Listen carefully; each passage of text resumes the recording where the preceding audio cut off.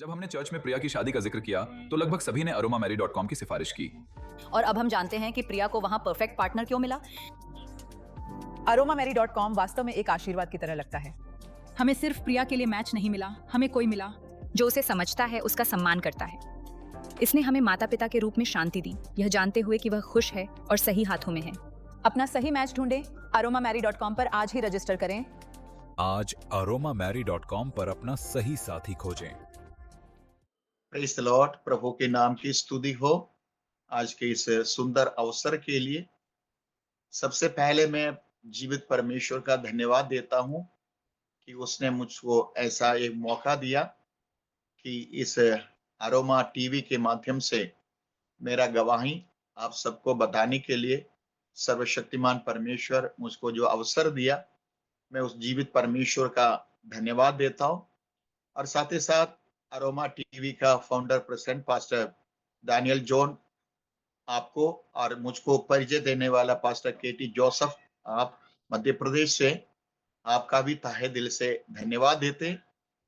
उनके माध्यम से आज मैं इस गवाही के द्वारा आपके बीच में आ सके। और मैं सबसे पहले मेरा परिचय देना चाहूंगा कि जैसा बताया गया कि मेरा नाम है पास्टर रघुनाथन पिल्लई और मेरा परिवार है, मेरी पत्नी है, मुझे 2 बच्चे हैं। बेटी टीचर के रूप में काम करते बेंगलुरु में और मेरा बेटा वो मेरे साथ मिलके सेवकाई में सहयोग देते। साथ ही साथ वो पढ़ भी रहे कि परमेश्वर हमको उनकी महिमा के लिए परमेश्वर अलग अलग जगह में इस्तेमाल कर रहे हैं। मैं परमेश्वर का धन्यवाद करता हूँ। मेरे बचपन में मैं यीशु मसीह को नहीं जानते थे, लेकिन मेरा पढ़ाई के पश्चात मैं अलग अलग जगहों में, उत्तर भारत में अलग अलग जगहों में अलग अलग रूप में काम करता रहा। और उस दौरान मुझे कई प्रकार की संकट मुसीबतों के बीच में रहना पड़ा। फिर भी वो जीवित परमेश्वर जो मैं नहीं जानते थे, लेकिन मुझको जानने वाला उस प्रभु यीशु मसीह ने मुझे संभाला, चलाया और मुझको हर प्रकार की अगुवाई और आशीष देता रहा।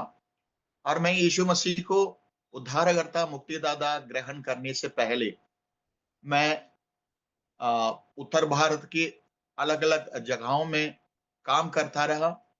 तत्पश्चात परमेश्वर मुझको आशीषित किया और मुझे विदेश में जा करके काम करने के लिए। लेकिन मैं एक साधारण किसान परिवार में से बिलोंग करते हैं, तो मेरे बचपना उतना अच्छा नहीं निकला जैसे आजकल के वर्तमान के बच्चे अपनी जिंदगी में आयुष करते हैं।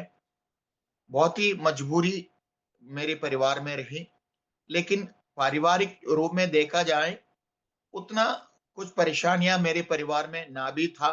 फिर भी कहीं ना कहीं अंधकार की शक्ति के ताकतों के प्रभाव में मेरा परिवार गिर गए।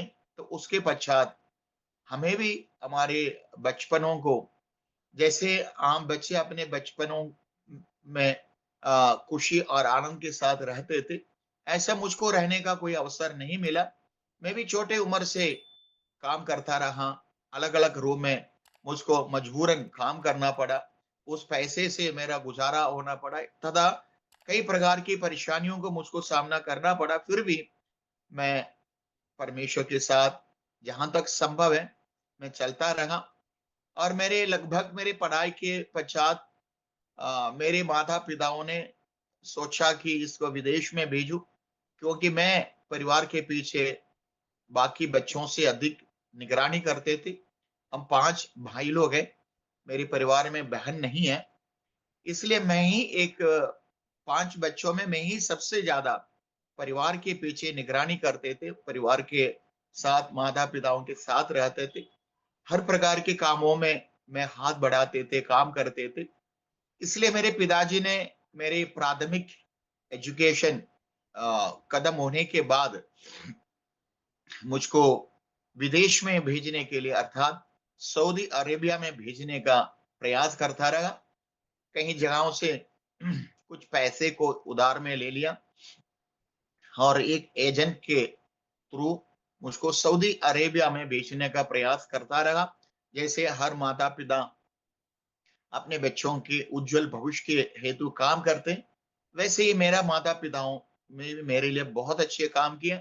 मेरे उज्जवल भविष्य के लिए उन्होंने कड़ी परिश्रम किया, लेकिन वो परिश्रम विफल रहा, असफल रहा, क्योंकि उस यात्रा में मेरे को कुछ ऐसे दिक्कतें होने के परिणाम स्वरूप मैं वो जगह नहीं पहुंच पाया, बॉम्बे शहर में, जहां हमारा यात्रा का ऑफिस रहा, ट्रैवल एजेंसी रहा। उस एजेंसी ने मुझको धोखा दिया। उस धोखा देने के कारण मैं सऊदी अरेबिया नहीं जा पाया। लगभग 6 महीने मैं एक पागल की तरह बॉम्बे शहर में रह करके, ना तो पीने के लिए, खाने के लिए पैसा हुआ करता था, ना तो रहने का इंतजाम सही मिला, होटल में देने के लिए पैसा नहीं था। इस तरह 6 महीने में बहुत बड़ी मुसीबत से मेरा गुजारा हुआ। और उस जीवन काल में मैं कई प्रकार की गलतियां करने लगी। शांति के लिए मैं बिल्कुल तनाव में चला गया, डिप्रेशन में चला गया। मैं सोच में पड़ गया कि इस मात्र छोटी उम्र में, लगभग मैं उस समय 24 प्लस 25 साल के थे। इन 25 साल के जीवन काल में इतना बड़ी मुसीबतें सामना करना पड़ रहे हैं। मैं सोचने लड़ गई कि ये क्या मुसीबतें, क्या परेशानियां हैं, किसकी वजह से हैं? क्योंकि हम बचपन से लेकर के परमेश्वर का जैसे हमें सिखाया गया, मैं एक कट्टर हिंदू परिवार में से यीशु मसीह को ग्रहण किया। उससे पहले हम भी उस रीति रिवाज में, जैसा एक आम इंसान को रीति रिवाज के अनुसार चलना चाहिए, बढ़ना चाहिए, पूरी तरह हूबहू उसी में हम लीन था। उसमें किसी प्रकार की कमी होने नहीं देते थे। हम ऐसा चलता रहा, लेकिन जो परिश्रम हमने, मेरे माता पिताओं ने मेरे प्रति किया है, वो असफल रहा। बॉम्बे शहर में मेरे को उसके चलते बहुत कठिनाई को सामना करना पड़ा। तो मैंने सोचा कि इस छोटे उम्र में मुझको इतना दिक्कतों को सामना करना पड़ रहे, तो मुझे फिर जीने का क्या मतलब है? हर प्रकार के भक्ति को अपनाया, हर प्रकार की प्रार्थनाएं की, हर प्रकार की पूजा पाठें की, जो कुछ भी हमें आते थे उसी को करता रहा। और जो हमारे धार्मिक गुरुओं ने जो हमें बतलाते थे, उन सारे कामों को करने के दौरान भी मेरी समस्याओं का कोई समाधान नहीं हुआ। मेरे लिए दिशा नहीं लगी और जाने का कोई रास्ता नहीं खुल रहे। इस तरह मैं बहुत ही चिंताओं में पड़ गया। और मैं सोचा कि हम तो 5 भाई लोग हैं, उनमें से अगर मैं चले भी जाऊं तो 4 तो रहेंगे, 4 में से एक को कम से कम माता पिताओं का चारा पानी करेगा, इसलिए मेरा जाने से कोई नुकसान नहीं है। मेरे दिमाग के अंदर इस तरह सोच लगी कि मैं मर जाऊं, क्योंकि इतना निराश और आदाश में चलेगी और जीने का कोई आशा नहीं थी। और मैं बिल्कुल डिप्रेशन में चला गया। तत्पश्चात मेरे दिमाग के अंदर यही मेरा सोच रही कि मैं मरेगा कैसा, मरना कैसे चाहिए। तो जहां कहीं में चले जाते हैं, रेलवे पटरी देखते हैं, तो शैतान मेरे दिमाग से बोलते थे, अरे तू मर जाओ, तू किसी काम का नहीं। और बोलता है तू इलेक्ट्रिक लाइन पे पकड़ो तो मर जाऊं, जहर खा लो तो मर जाऊं, तो किस काम का है? मात्र 25 साल के अंदर मेरी जिंदगी में शैतान इतना अधिकार के साथ मेरी जिंदगी को चलाने लगे और मैं पूरी तरह, मुझे लगा कि मैं हार चुका हूं, अब जिंदगी में फिर मैं वापस नहीं आ पाऊंगी और मैं हार मान लिया। मैंने सोचा कि सही बात है, इस 25 साल की उम्र में इतना मुसीबतों को सामना करना पड़ रहा है, तो फिर क्या जीने का क्या मतलब है? मैं रह करके भी मैं माता पिताओं को परेशानी के अलावा कभी उनका सेवा नहीं कर पाऊंगी, इसलिए तो चलो मर जाएंगे। ऐसे में सोच ही रहा था। कुछ सप्ताह ऐसे बीत गए डिप्रेशन में और सोचने लगा मरेगा कैसा। तो मेरा कुछ सप्ताह मेरा यही प्रयास रहा कि मुझको मरना है, मुझको मरना है, मुझको जीना नहीं। मैं तो हार चुका हूं, मैं तो पराजित हूं, मैं किसी काम का नहीं हूं। इस तरह मेरा सोच बढ़ता गया। किसी एक दिन जिस होटल में मैं रहते थे, होटल में पूरे रात मैं ऐसे सोच में पड़ गया। पता नहीं मैं मेरे अंतःकरण से किसी भी एक ईश्वर का नाम लिया और प्रार्थना किया और कहा ऐसा कोई ईश्वर है, ऐसा कोई ईश्वर है, कल सुबह तक मेरा इस परेशानी का हर हल नहीं दोगे, जवाब नहीं दोगे, मेरे लिए रास्ता नहीं खोलेंगे, तो मैं फिर आगे को इस दुनिया में जीवित नहीं रहूंगा, मैं मर जाऊंगा। मेरे पूरे दिमाग के अंदर यही सोच रही कि चलो ये तो रात बीतने दो, पूरे रात बीतने दो, कल सुबह देखा जाएगा, कल सुबह देखा जाएगा।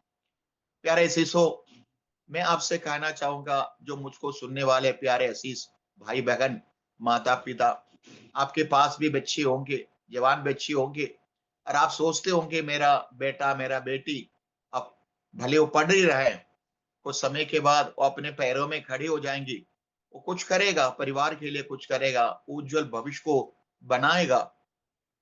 मैं और आप इस तरह हमारे बच्चों के प्रति सपना बनाते हैं, तो हम हमारे बच्चों के प्रति, जहां तक मैं और आप एक इंसान, एक साधारण परिवार के होने के नाते हमारे बच्चों के प्रति पूरी तरह हम मेहनत करते हैं, उनको एक उज्जवल भविष्य बना के देने के पीछे।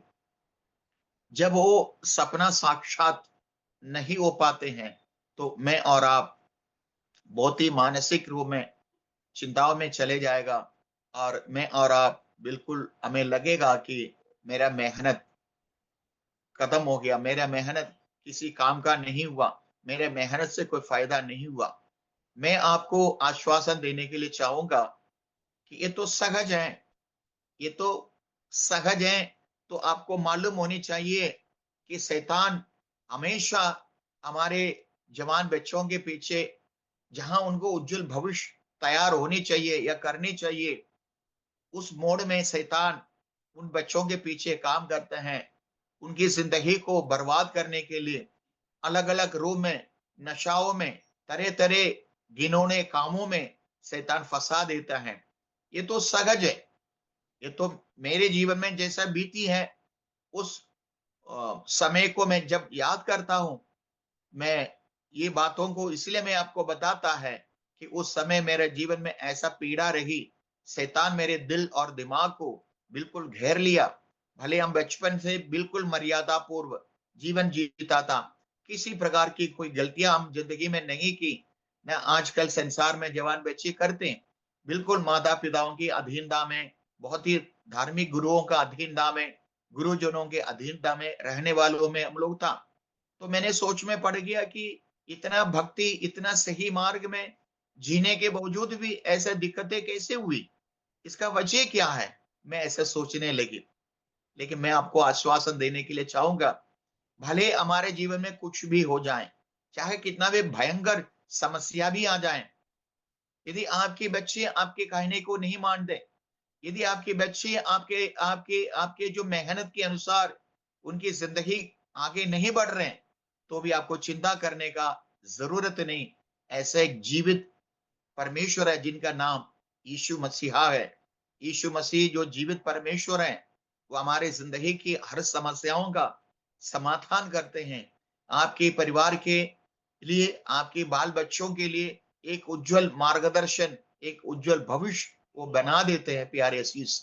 इसलिए मेरा यही आपसे रिक्वेस्ट है, नम्र निवेदन है, यदि आप आपकी जिंदगी में आपके बच्चों के पीछे आप मेहनत करते हैं, आप पैसे लगाते हैं उनको अच्छी एजुकेशन देने के लिए, लेकिन उसके साथ ही साथ अगर यीशु के राह में, यीशु के मार्ग में, उनके वचनों में, उनके कदमों में भी चलने के लिए आप सिखाओगे, तो मैं इतना आपको गारंटी से बताना चाहूंगा कि आपके बच्चों के प्रति आपको कभी चिंता करने की आवश्यकता नहीं होगी, क्योंकि परमेश्वर ही एकमात्र है जो हमारे बाल बच्चों को सही मार्ग बता सकते हैं। हम हमारे बच्चों के पीछे बहुत मेहनत तो करते हैं, वो छोटे उम्र तक हम बच्चों को सही रास्ता दिखा सकते हैं, समझा सकते हैं। ऐसे कहता है टीनेज की बात, कभी हम बच्चों को सही मार्ग, सही रास्ते में नहीं चला सकता। टीनेज तक जितने आप आपके बच्चों को सही मार्ग सिखा सकते हैं, बस वहीं तक। उसके बाद बच्चे अपने स्वयं की दिमाग में अपने पैरों में चलने लगते हैं। उस समय हम माता पिता बच्चों के साथ एक दोस्त की तरह, एक अच्छे दोस्त की तरह व्यवहार करने के समय आ गया। सिखाने का समय पार हो गया। अब उस स्वयं को सीखने वाले समय पे आ गया। अब बच्चे कभी दूसरों की बातों को सीखने का प्रयास नहीं करूंगा, सुनने को लिए प्रयास नहीं करूंगा। वो सोचेंगे कि मैं क्यों ना मेरे पैरों में चलूं।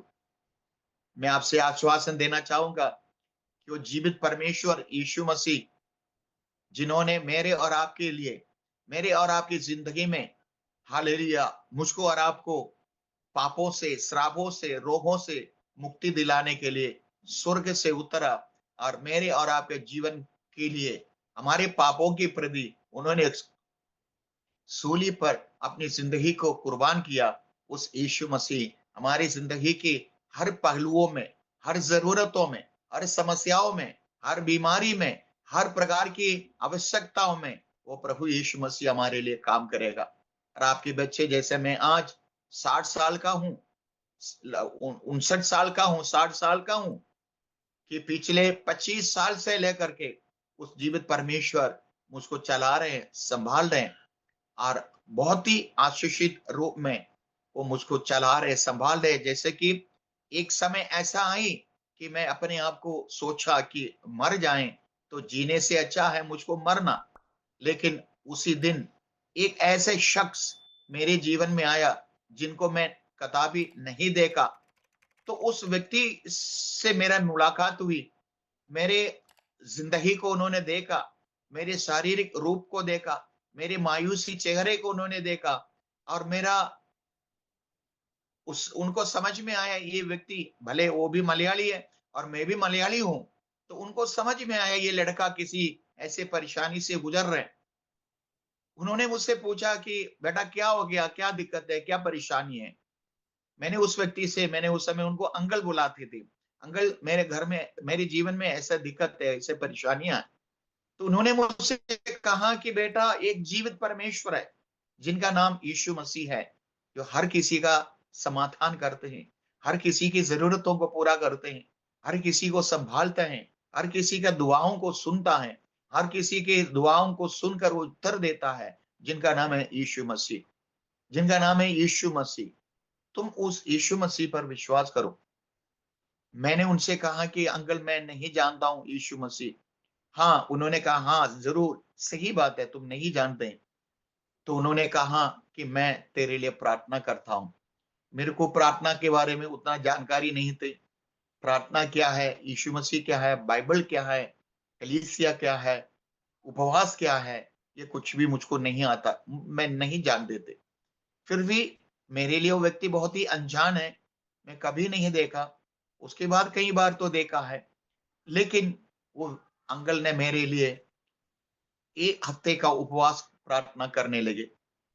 मैं सोच में पड़ गया, मैं भी उनके लिए अजनबी है और मैं उनके लिए भी अजनबी है और मेरे लिए भी वो अंकल अजनबी है। लेकिन मेरे कथन को सुना, मेरी जिंदगी की परेशानी को सुना। उन्होंने पड़ापट बुजुर्ग है तो भी उन्होंने मेरे लिए 1 हफ्ता उपवास प्रार्थना किया। मुझसे ऐसे गुजारिश किया कि बेटा तो ये शहर को अभी नहीं छोड़ना, जब तक मैं ना बताऊं तब तक तो ये शहर को नहीं छोड़ना।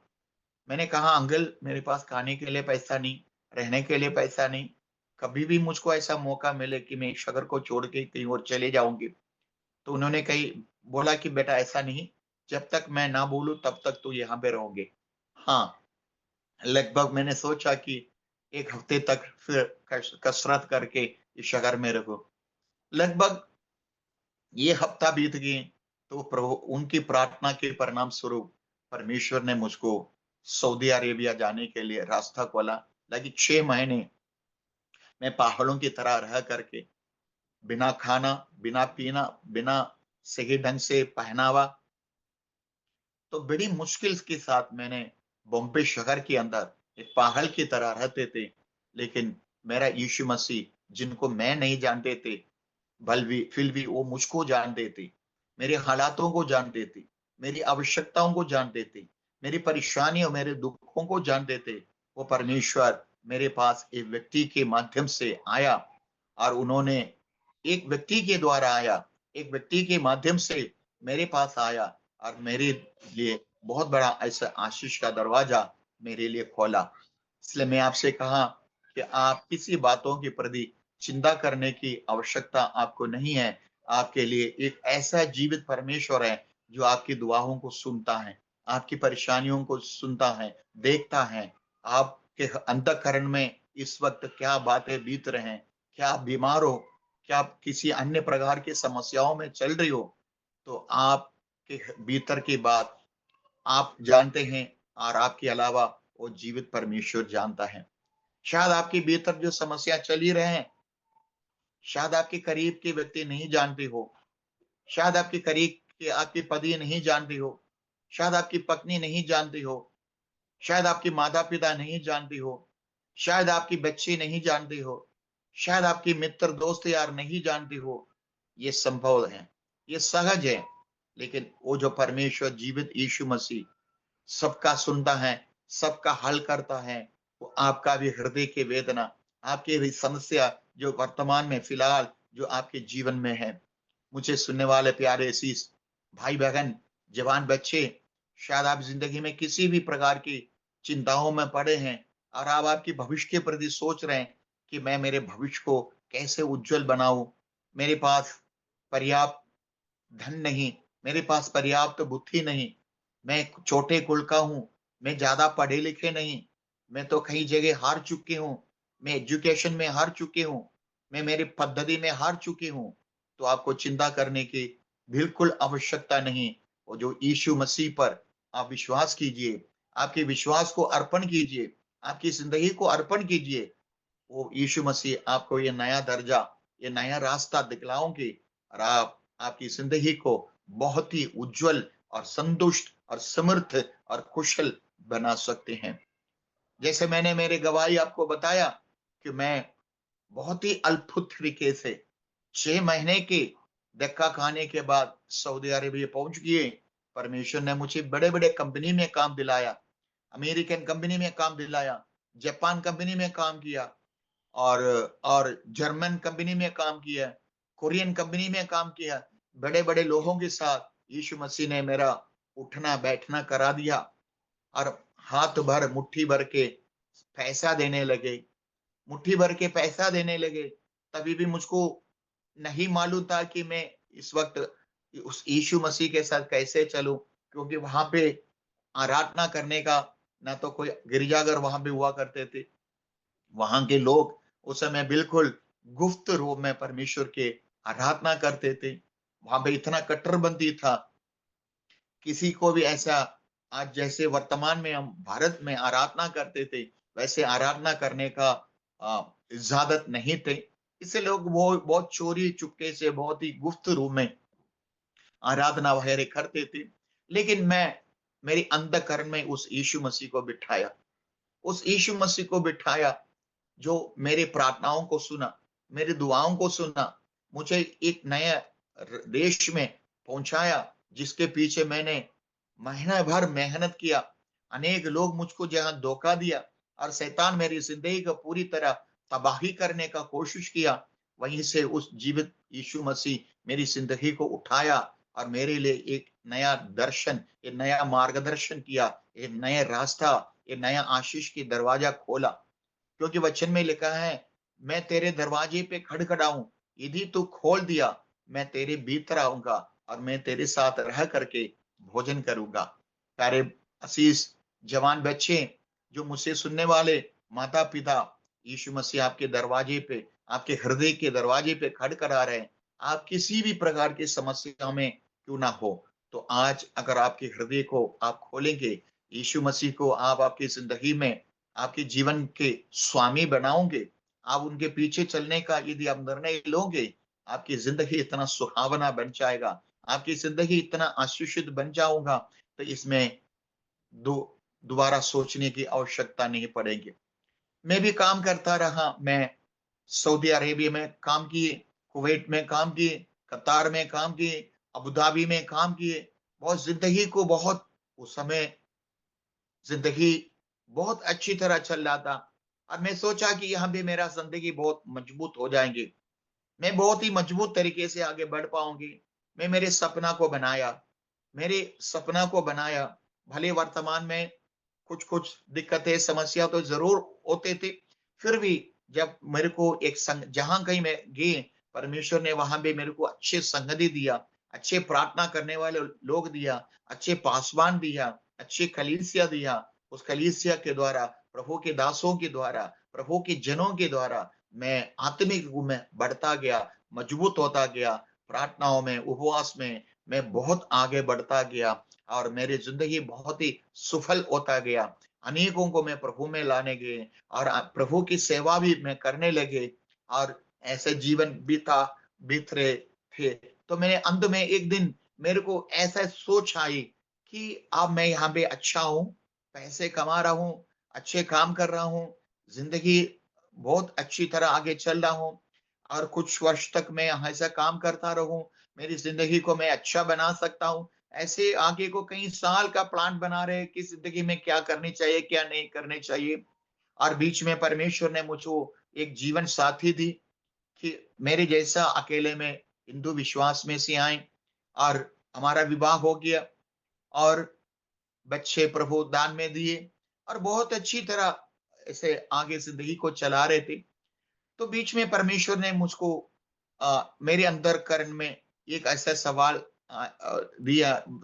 किया कि तू मेरे लिए क्या किया, तू मेरे लिए क्या किया। और मैं भी सोच में पड़ गया कि ये सवाल तो सही है।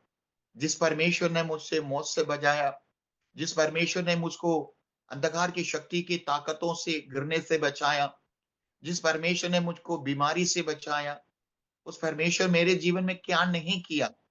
लेकिन मैं उनके लिए क्या किया, मैं उनके लिए क्या किया, मेरे पास कोई जवाब नहीं थे। चलते चलते कुछ दिन बीते बीते मेरे अंधकरण में ऐसे बात हुई कि मुझको प्रभु का सेवा करना है, मुझे प्रभु का सेवा करना है, मुझको यीशु मसीह के लिए जीना है। तो मैं जहां तक मेरे लिए संभव है काम करने के साथ साथ मैं प्रभु का सेवा करने लगी। कुवैत में मैं कलीसिया स्थापित किया हिंदी भाषियों के लिए। मेरे को हिंदी नहीं आता था, थोड़ा बहुत आते थे। हमारे पास हिंदी बाइबल नहीं था, हमारे पास कोई गीत मंजरी नहीं थे, किसी प्रकार की साधन सामग्री नहीं होने के बावजूद भी मेरा अकेले एक व्यक्ति का प्रयास लाकि मेरे साथ प्रार्थना करने वाले अच्छे योद्धा थे, वचन जानने वाले बहुत लोग थे, प्रार्थना करने वाले बहुत लोग थे, बहुत अच्छे अच्छे लोगों के बीच में प्रभु ने मुझे रखा। लेकिन उनको हिंदी भाषा बिल्कुल नहीं आते थे, ताकि वचन आता था, अंग्रेजी भाषा आती थी, वो सब कुछ कर सकते थे, लेकिन हिंदी थोड़ा बहुत उनको नहीं आता था। लेकिन थोड़ा बहुत हिंदी मुझको आने का कारण मैं मेरे रिस्क की लेकर के मैं मेरे स्वयं की रिस्क के ऊपर मैं उनको कहा कि चलो हम हिंदी भाषियों के लिए कुछ करें। तो हम लोगों ने मिलकर, हम सब एक साथ मिलकर वहां पे एक हिंदी कलीसिया स्थापना किया, बहुत लोगों को प्रभु में लाया, बहुत प्रभु के दासों आकर के वहां पे परमेश्वर का सशक्त वचन का प्रभाषण दिया, प्रचार किए।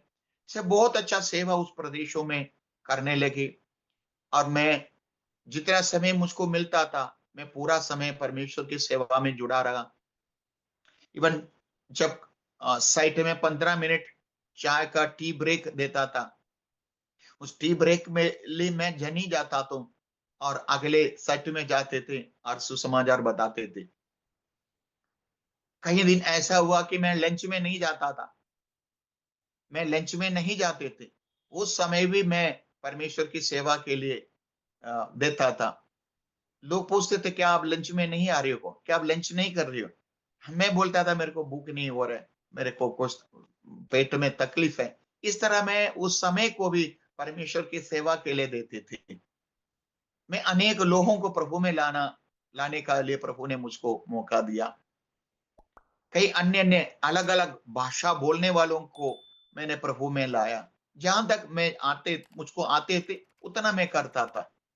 प्यारे शीष, जहां मैं पैसा कमा सकते थे, जहां मैं लाखों रुपया कमा सकता था, वो कमाई के पीछे मेरा ध्यान नहीं गया। मुझे यही एक ऐसा आशा, एक बहुत इच्छा जगी, किसी न किसी तरह मुझे प्रभु का सुसमाचार बताना। मैं कह सकता हूँ बहुत लोगों को आज मेरी प्रार्थनाओं से, मेरे प्रयास से कई लोग भारत में प्रभु का सेवा करने वाले, पंजाब में इस सिख भाई है, आज भी मेरे पास फोटो है, लेकिन उनका फोन नंबर वगैरह वगैरह, उस समय इतना फोन का संचालन नहीं था। उनका एड्रेस, उनका घर का फोन नंबर तो मेरे पास है, लेकिन उस समय लैंड फोन थे। अब मैं कई बार ट्राई तो करता था कि उनसे मिले, लेकिन पता नहीं वो कहाँ पे अभी है। फोटो तो है। इस सिख परिवार को मैंने विश्वास में लाया, कई मलयाली भाई बहनों को मैंने विश्वास में लाया, इवन इवन इवन पाकिस्तानी भाई लोगों को मैंने सुसमाचार बताया। बहुत ऐसा प्रभु मुझको सेवा में बढ़ाने लगे। हाल इजिप्शियनों को मैं सुसमाचार बताता था, ताकि मेरे को उतना उनका भाषा नहीं आते थे, थोड़ा बहुत अंग्रेजी आता था, कुछ थोड़ा बहुत हिंदी आते थे। ये सारे भाषाओं को मैं इस्तेमाल करता था। तो मैं पूरी तरह परमेश्वर की सेवा में बढ़ने लगी। तभी भी मुझको, मैं ये बातें इसलिए कहता हूं कि परमेश्वर हमें बहुत आशीष देता है, बहुत आशीष देता है। तो हमें उन आशीषों के माध्यम से हमें परमेश्वर का सेवा करने की आवश्यकता है। मुझे सुनने वाले प्यारे शीश भाई बहन, बच्चे, जवान, परमेश्वर हमें किसी ऊंचे दर्जे में लेके जाता है जब हमें वो, जहां हम अप्रोच नहीं कर पाते हैं, जहां तक हम अपने आप में अकेले नहीं बढ़ पा रहे हो, लेकिन परमेश्वर की मदद से परमेश्वर में वहां पे पहुंचा देता है। तो उसके पीछे परमेश्वर का कुछ योजना है। वो योजना क्या है कि उस ओहदे में रह करके हम परमेश्वर के लिए कुछ करें, हम परमेश्वर की महिमा करें। ये परमेश्वर का उद्देश्य है। प्रभु ने मुझको बहुत आशीषित किया, और प्रभु ने मुझको सेवा में बहुत इस्तेमाल कर रहा था कि मैं कहता हूं, और मैं ड्यूटी से आते थे, खड़े खड़े स्नान करता, कपड़ा बदलता, और एक चाय मात्र पिया, ट्रैक्टर लेकर के अलग अलग कैंपों में चले जाते थे। शायद ये जो मेरे गवाही सुनने वाले अनेक लोग होंगे, कोई तो मेरे गवाही तो सुनेंगे, तो उनको याद आएगा। तो मैं कैंपों में जाता था, ट्रैक्टर बांटता था। एक बार मेरे को याद है कि मैं कतार में एकदम घर में, इतना भीषण गर्मी के बीच में, कि एक व्यक्ति से मैं मिला जिनका नाम है योसेफ। वो बॉम्बे के रहने वाले थे। तो जब मैं सड़कों में खड़े होकर के उनसे बात कर रही थी, तो मेरी बातों को सुना, और उन्होंने बोला, भैया अभी बहुत गर्मी है, चलो अंदर चले, एसी के कमरे में बैठेंगे। जब मैं उनके घर, जहां वो रहते थे, कमरे में चले गए, और मेरी बातों को सुनते सुनते वो बिलक बिलक रोने लगे। मैंने पूछा, क्या आप रोते क्यों? आप रोते क्यों? वजह क्या आप रोने का? तो उन्होंने अपने कथन को, उन्होंने अपनी समस्याओं को मेरे सामने रखने लगी। तो उन्होंने बोला कि भैया, कि मेरे घर में एक बेटी है, मेरी बेटी है, जो 2.5 साल की है, अभी तक बिस्तर से नहीं उठी, अभी तक बिस्तर से नहीं उठी, अभी तक 2.5 साल हो गया, वो करवट नहीं बदलते, जैसे 2.5 साल के बच्चे की तरह हरकत नहीं करते। कम से कम एक महीने 5,000, 6,000, 10,000 तक उसके पीछे इलाज के लिए पैसा लगता है। और मैं यहाँ पे 15 साल से काम कर रहा हूं कि मैं ठंड के मौसम में मैं मेरे पैर को नीचे नहीं रख सकता, मेरे एडी मेरे पैर को नीचे नहीं रख सकता। और कम से कम एक साल में 4 महीने 3 महीने में छुट्टियों में रहता। मैं 15 साल काम करने के बावजूद भी मैं एक पैसा नहीं कमाया। मैंने उनको आश्वासन दिलाया, मैं उनके लिए जैसा मेरे को आता, मैं ऐसे प्रार्थना किया। तो आपको मालूम है कि उस समय फोन का संचालन बिल्कुल कम था। एक लेटर विदेश में से हिंदुस्तान में पहुंची, वहीं से रिप्लाई आने में कम से कम 15 दिन लगता था। तो इन्होंने अपने परिवार के लिए प्रार्थना किया, हम भी मिलके प्रार्थना किया और 1-2 दिन, मुश्किल से 1 हफ्ता बीत गए। उनकी मिसेस का कॉल आया इनके पास कि अभी आप चिंता मत करो, हमारी बेटी चलने लगी, हमारी बेटी करवट बदलने लगी, हमारी बेटी जैसे आम बच्ची की तरह हरकतें करने लगी। और बहुत खुशी से अपनी पति को सुसमाचार यानी समाचार पहुंचाया। वो वार्ता लेकर के वो भाई एक दिन रात मेरे घर में जहां मैं रहते थे वहां भी आया। तो बोला, भाई साहब आपकी प्रार्थना बहुत बहुत चमत्कार को लेके आया। मेरी मिसेस से कॉल आया कि आप अभी चिंता मत करो और आपकी बेटी चलने लगे, उठने लगे, हरकतें करने लगी। तो मैं कहने का मतलब इतना है, संसार में बहुत ऐसे टूटे हुए, निराश और हताश में रहने वाले भाई बहन अजीज हैं। परमेश्वर ने मुझको आपको जब आशीष देता है, उस आशीषों को बांटने का जरूरत है, वो सुसमाचार बांटने की जरूरत है, वो प्रार्थना आपको भी करने की जरूरत है। हमारे चारों तरफ ऐसे दुखियारी लोग, निराश और हताश में रहने वाले, उन तक परमेश्वर के सुसमाचार को लेके जाना, उनको अपनी परेशानी से बचाना, उनको जीवन मार्ग दिखाना, सही मार्ग दिखाना और यीशु मसीह के बारे में बताना कि मेरा और आपका फर्ज है प्यारे असीस। इसलिए मैं आपसे कहता हूं कि हम इस संसार में क्या कुछ पल पैसे कमाते रहें, संसारिक साधन सामग्रियां बढ़ाते रहें, संसारिक धन दौलतें कमाते रहें, केवल इतना ही हमारे जिंदगी का मकसद है? नहीं असीस, हमारा मकसद, जैसे कि हम आज इस संसार में आशीषित हैं, तो उस आशीषों के वजह, ये जो आशीषों का देनकों के बारे में भी बताना मेरा और आपका फर्ज है। जहां तक संभव है, मुझे सुनने वाले प्यारे असीस, ये जो संसार के कोने कोने में शायद रह करके आप मेरे आवाज को सुनने होंगे, जहां कहीं आप हैं, आपको वहां पे परमेश्वर ने कुछ उत्तरदायित्व तो दिया है, कुछ जिम्मेवारियां प्रभु आपको दिया है। वो जिम्मेवारी ये है कि संसार में बहुत ऐसे पीड़ित, चिंता करने वाले, निराश और हताश में रहने वाले, हालेलुया, बहुत लोग ऐसे लाइलाज बीमारी में जुला रहे हैं। तो उन तक ये सुसमाचार का संदेश लेकर के, चंगाई का सुसमाचार लेकर के, उद्धार का सुसमाचार लेकर के जाना मेरा और आपका फर्ज है। इसलिए मैं मेरे गवाही को आपको इसलिए बता रहा हूं, मैं सोचा मुझको वापस जाना है। मैं चाहिए तो उस प्रदेश में रह करके एक अच्छा सेवा कर सकते, एक अच्छा काम कर सकते, अच्छा पैसे कमा सकते, ये भी वहां पे संभव था। लेकिन मेरे अंतःकरण में एक ऐसा निर्णय मैं लिया कि नहीं, मेरे को वापस जाना है, भारत में वापस जाना है, मुझको वहां पे सेवा करना है। तो मैं किसी न किसी तरीके से रिसेन करके भारत में आया। भारत में आकर के प्यारे असीस, हालेलुया, बाइबल कॉलेज में अध्ययन किया। लेकिन प्रारंभ समय में मेरे को बहुत दिक्कत था कि कि कि सैलरी यानी पैसे का इम्बैलेंस हो गया। उस समय मेरी मिसेस एक अच्छा सेवा काम करती थी, उस पैसे से मेरा गुजारा हुआ करता था, मेरा परिवार चलते थे। प्रभु ने बहुत बड़ी आशीष दी, मेरी मिसेस को एक अच्छी नौकरी दी। उस नौकरी की सहायता से, उस पैसे की सहायता से मैं बहुत आगे चलता रहा। आज भी हमने प्रभु की महिमा के लिए जो कुछ भी किया, मेरी मिसेस, एक छोटा सा सैलरी था, लेकिन वो पूरा पूरा सैलरी और हम उस प्रभु की सेवा के लिए इस्तेमाल करते थे, प्रभु का महिमा के लिए इस्तेमाल करते थे। हमारे पास खुद की कलीसिया नहीं था, किराए पे चलाते थे।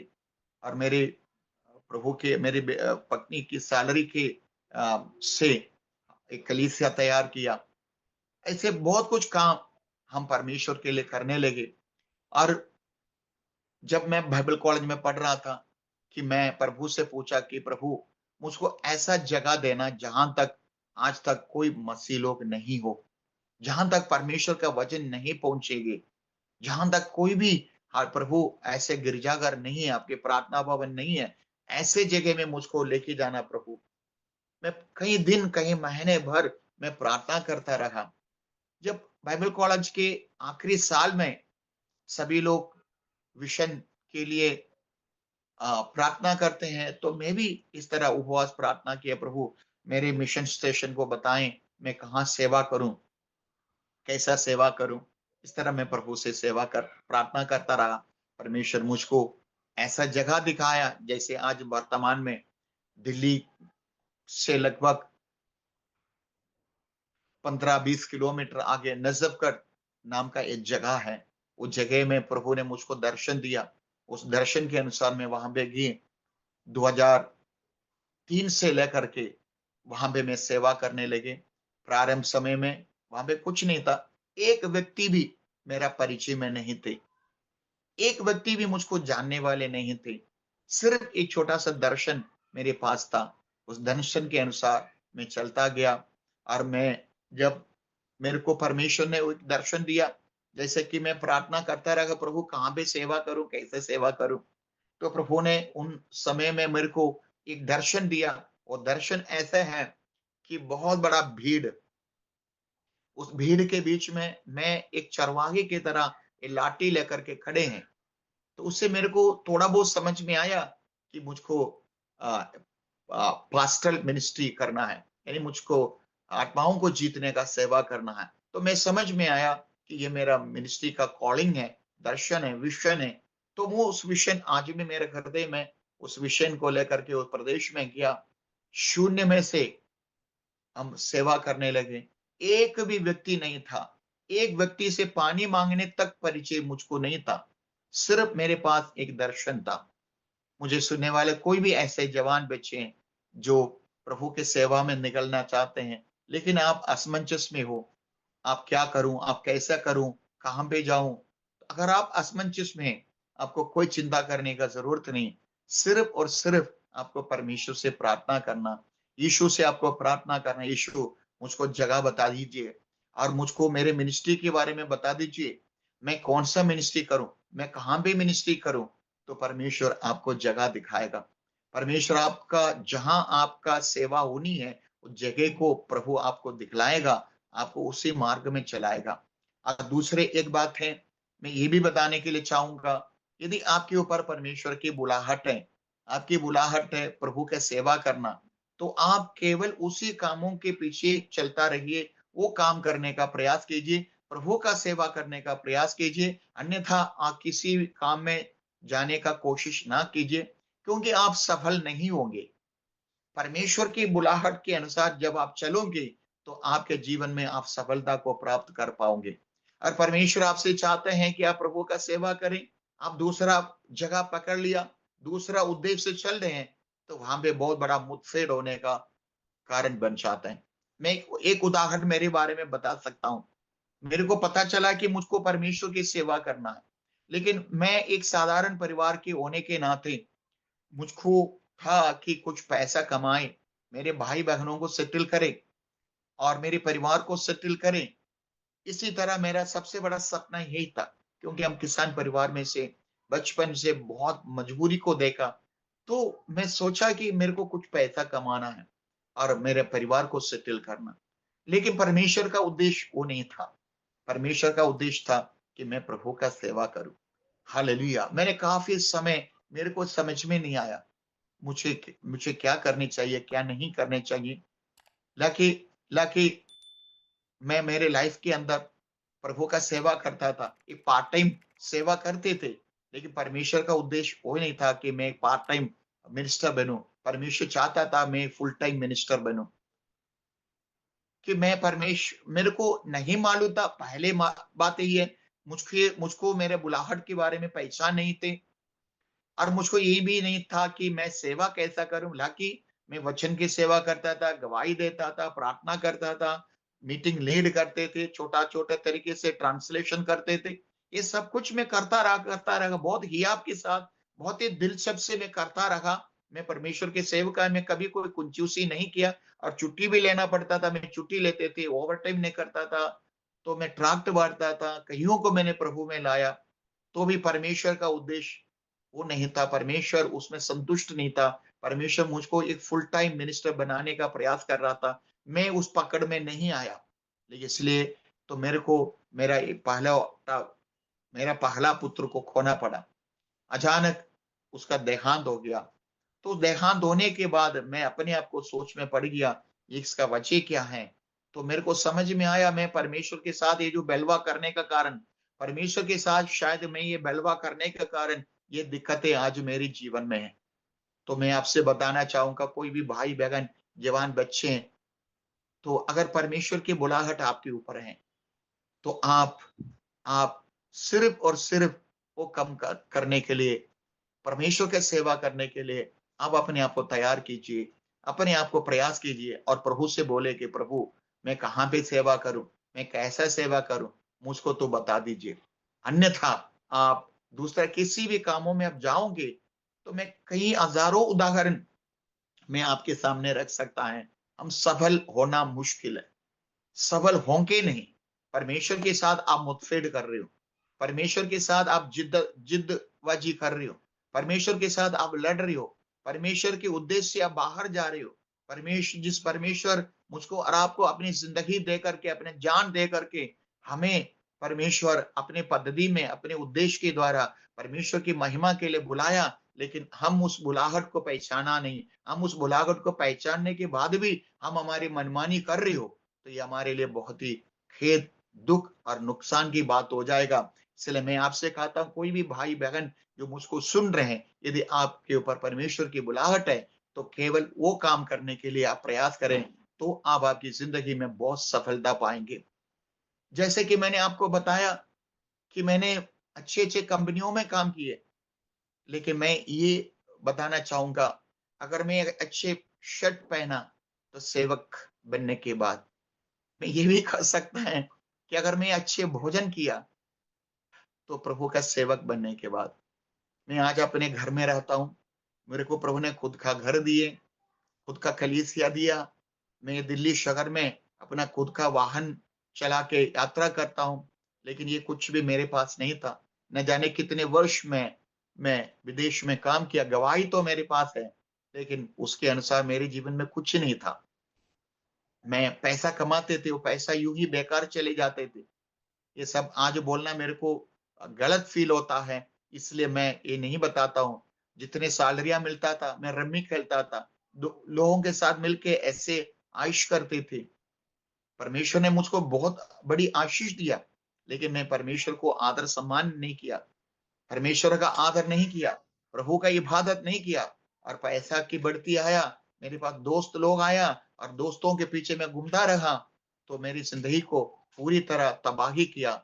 फिर भी उस परमेश्वर ने मुझको आशीषित किया, क्योंकि मैं यहाँ तक कह सकता हूँ मेरे अनजाने में मैंने किया। लेकिन आज मैं मैं आज से आपको मैंने ये बताना चाहूंगा, यदि आपके पास, यदि आपको समझ में आया कि मेरा बुलाहट यह है, मुझको प्रभु का सेवा करना, अगर पूरे संपूर्ण समर्पण से यदि आप उस सेवा में निकलोगे, तो मैं इतना आपको आश्वासन देना चाहूंगा कि आप दुनिया के सफल लोगों के बीच में आप ही एक सफल इंसान होंगे। हम लोग सेवकाई अकेले की है। मेरे परिवार में कोई भी विश्वासी नहीं है, मेरी मिसेस के परिवार में कोई भी विश्वासी नहीं है। हम दोनों अकेले निकला, आज भी हम अकेले हैं। हाँ, प्रभु ने हमें 2 बच्चे दिए हैं, उसके अलावा हमारे पीछे कोई नहीं है। 2003 से लेकर के इस 25 तक, पिछले 22 साल हम प्रभु का पीछे चलता रहा, उनका सेवा करता रहा। 2023 से हम प्रभु का सेवा कर रहा हूं। हालेलुया। 2006 में कलीसिया का स्थापना किया, कलीसिया का रोपण किया। उसी दिन से लेकर तनाव, उतार चढ़ाव बहुत आए, विरोध बहुत आए, बहुत लोग हमें आकर के मारा पीटा, ये सब कुछ हुआ है, लेकिन परमेश्वर ने हमें हाथ नहीं छोड़ा। प्रभु ने हमें हर एक दिन हमें संभालता गया, चलाता गया। हमारे हर एक जरूरतों को परमेश्वर ने पूरा किया। हालेलुया। मैं कहता हूं कि अगर आप सच्चे दिल से, ईमानदारी से अगर प्रभु का पीछे चल रहे हैं और उनका सेवा करने के लिए आप निर्णय ली है, मैं यहां तक आपको गारंटी देता हूं कि परमेश्वर आपको मजबूत रखेगा, प्रभु आपको बढ़ाएगा, प्रभु आपकी हर एक आवश्यकताओं को परमेश्वर पूरा करेगा। और मैं कहता हूं, परमेश्वर ने हमें एक छोटा सा झुंड दिए, तो झुंड हमेशा मेरे साथ खड़े रहता है, मेरे हर एक आवश्यकताओं में वो हाथ बढ़ाते हैं, सुख में दुख में हर अवस्था में वो झुंड हमारे साथ खड़े रहता है। लाकि सेवकाई में उतरा। सेवकाई के पीछे बहुत चुनौतियां तो हैं, सारा कुछ बातें एकदम से एक श्वास में नहीं कर सकता। मैं सेवकाई में निकलने से पहले कभी किसी हॉस्पिटल में नहीं किया, लेकिन सेवकाई से निकलते ही हॉस्पिटल को छोड़ने का वक्त नहीं मिलता था। हर एक हॉस्पिटल में घूमता रहा। दिल्ली के अंदर लगभग 25 से अधिक डॉक्टरों के पास गए। मैं बीमार हूं, हर रोज मैं बीमार हूं। बीमारी क्या पता नहीं, बीमारी क्या पता नहीं। एम्स, गंगाराम, सेंट स्टीफन, चन्ना देवी, बड़े बड़े अस्पतालों में मैं घूमता रहा। बड़े बड़े अस्पतालों में मैं घूमता रहा। बहुत पैसे चिकित्सा के पीछे में खर्च किया, दवाई के पीछे खर्च किया। और आज एक हॉस्पिटल, कल दूसरा, परसों दूसरा। दवाइयां इतने बंडल का लेके आते थे, हजारों रुपया कंसल्टेशन देना पड़ता था, हजारों रुपया का दवाई लेके आना पड़ता था। तो मैं दवाई लेकर के आते, मेरे को भी खुद को मालूम होते थे मैं तो प्रभु का बंदा हूं।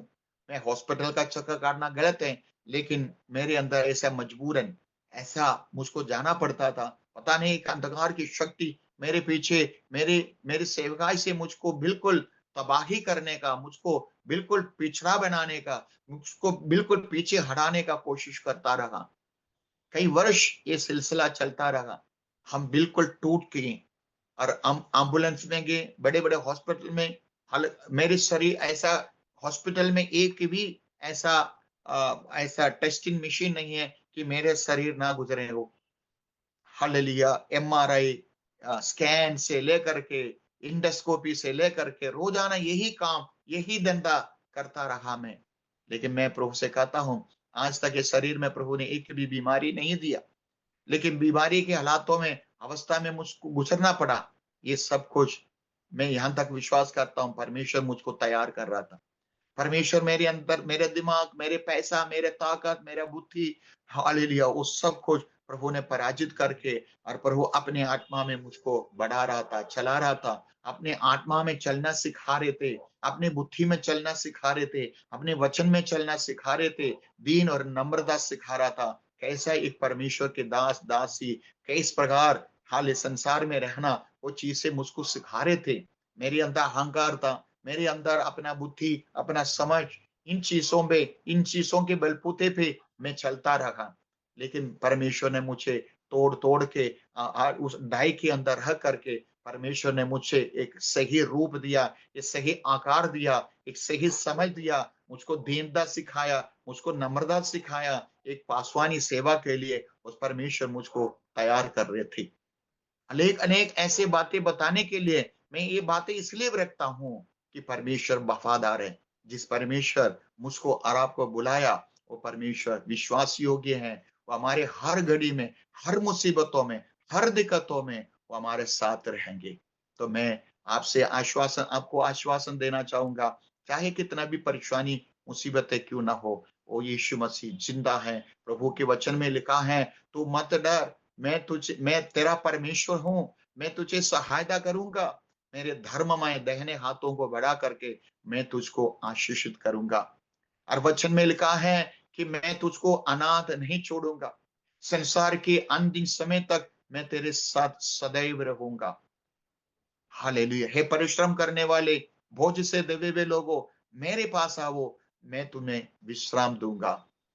प्रभु कहता है, वचन में लिखा है कि चोर आता चोरी करना और नाश करना और घात करना, लेकिन मैं इसलिए आया कि जीवन देने और बहुतायत से जीवन देने के लिए।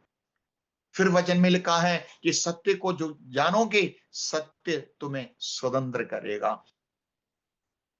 बाइबल का स्वर्णिम वचन है, यूहन्ना रचित सुसमाचार 3 अध्याय का 16 पद। हे परिश्रम करने वाले, बोझ से दबे हुए लोगों, मेरे पास आओ, मैं तुम्हें विश्राम दूंगा। मुझे सुनने वाले प्यारे आशीष भाई बहन, आप किसी भी प्रकार की समस्याओं में, किसी भी प्रकार के हालातों में आप क्यों ना रहें, क्या आप इस आवाज के सामने, इस आह्वान के सामने क्या अपने आप को दीन कर सकते हैं, नम्र कर सकते हैं कि परमेश्वर आपको इस सही मार्गदर्शन, यीशु मसीह जो हमारा उद्धारकर्ता, मुक्तिदाता परमेश्वर है, हमारे जीवन में बड़े बड़े कामों को करेंगे। और आप किसी भी क्षेत्र में पराजित व्यक्ति हो, असफल व्यक्ति हो, कि आप कराहते कराहते रह रही हो, आप चिंता कर रही हो कि इस वक्त मैं क्या करूं, मैं कहां पे जाऊं, कौन मुझको मदद करेगा, तो मैं आपको आश्वासन देने के लिए चाहूंगा कि चाहे आप कितने भी बड़ी मुसीबत से गुजर क्यों ना गुजरे हैं, तो एक ऐसा उद्धारकर्ता मुक्तिदाता परमेश्वर है जिनका नाम है वो यीशु मसीह। वो आपके लिए मददगार है। प्यारे प्रियासीस, 2000 साल पहले यीशु मसीह स्वर्ग छोड़कर इस जगत में आया।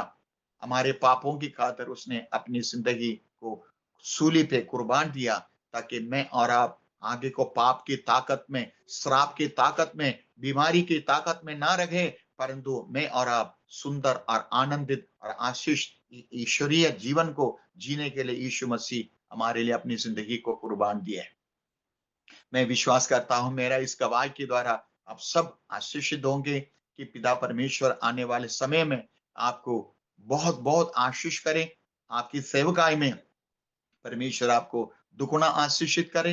यदि कोई भी सेवकाई में निकलने पड़े तो प्रभु आप निडर, आप उस सेवकाई में पैर रखने के लिए प्रभु आपको शक्ति दे, एक अच्छे दर्शन प्रभु आपको दे, और आपको प्रभु सेवकाई में बहुत इस्तेमाल करे। अगर कोई माता पिता हैं जो अपने बच्चों के प्रति चिंताओं में है, तो आपको मैं आश्वासन देना चाहूंगा, जैसा मेरी माता पिता मेरे प्रति बहुत अच्छे कोशिश किया, लेकिन उनका काम तो विफल हो गया, असफल हो गया, लेकिन परमेश्वर उनको हारने नहीं दिए। परमेश्वर उनके परिश्रम का सही फल दिया, और मुझको मेरे उस परेशानी से बचाया। आज मैं बहुत उस दिन मैंने अच्छा कमाया, अच्छा काम किया, जहां मैं जाने का सपना बनाया, उस सपना को साक्षात किया, और कुछ समय के पश्चात उस परमेश्वर मुझको बुलाया, अपनी सेवा में इस्तेमाल कर रहे हैं। आपके बच्चे भी शायद आने वाले समय में, हालेलुया, परमेश्वर का एक अच्छा दास दासी बनकर इस जगत में अनेकों को प्रभु में लाने वाले, अनेकों को हालेलुया वचन देने वाले, अनेकों के लिए प्रार्थना करने वाले बन जाएगा। तो इसलिए अब आपकी संतानों को प्रभु के हाथों में समर्पण कीजिए, और प्रभु से बोले, प्रभु मेरे बच्चों को अब आपकी महिमा के लिए इस्तेमाल कर। और आप जवान भाई बहन, आप प्रभु से प्रार्थना करके प्रभु मुझको इस्तेमाल करें। तो नाम शीश नवाएं, कुछ पल आप प्रभु से प्रार्थना करें।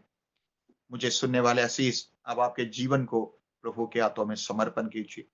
चाहे किसी भी प्रकार की समस्याओं में आप क्यों ना रहो, तो प्रभु इस वक्त आपको छुएगा, पवित्र आत्मा आपको छुएगा, उनकी छीदे हुए हाथों से वो आपको स्पर्श करेगा, आपकी जिंदगी में बड़े बड़े काम को करेगा।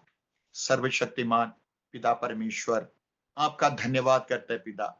इस समय प्रभु मुझको सुनने वाले इन आशीषों को छू ले पिता, उनकी आवश्यकताओं के अनुसार आप बड़े बड़े कामों को कीजिए पिता परमेश्वर, आपकी महिमा को प्रकट कर परमेश्वर, इनकी हर एक आवश्यकताएं पूरी हो जाएं। मुझे सुनने वाले हर एकों को प्रभु तू छू ले, प्रभु जी चंगाई से भर दे पिता, इनकी हर एक आवश्यकता पूरी हो जाए, इनके बंधनों से इनको बाहर लाइए, इनको बीमारी से चंगाई दीजिए पिता, इनको सेवकाई में इस्तेमाल कर परमेश्वर। जैसा मेरे मजबूरी में तूने जैसे काम किया, वैसे इन आशीषों के जीवन में भी काम कीजिए। हर परिवारों में आपकी सुख शांति, आपकी बरकतें बना रहे प्रभु जी पिता। हर एक सुनने वालों के ऊपर आपकी बरकतें आए, आपकी समृद्धि आए पिता प्रभु जी। धन्यवाद करते पिता प्रार्थना सुनने के लिए, यीशु मसीहा के नाम में मांगते, सुन और ग्रहण कर स्वर्गीय पिता, आमीन आमीन। प्रभु आप सबको आशीष करे। इस समय में परमेश्वर के दास पास्टर दानियल जी को मैं धन्यवाद देता हूं, मुझे ऐसा समय देने के लिए। आप सबको जय मसीह की बहुत बहुत धन्यवाद। आमीन आमीन।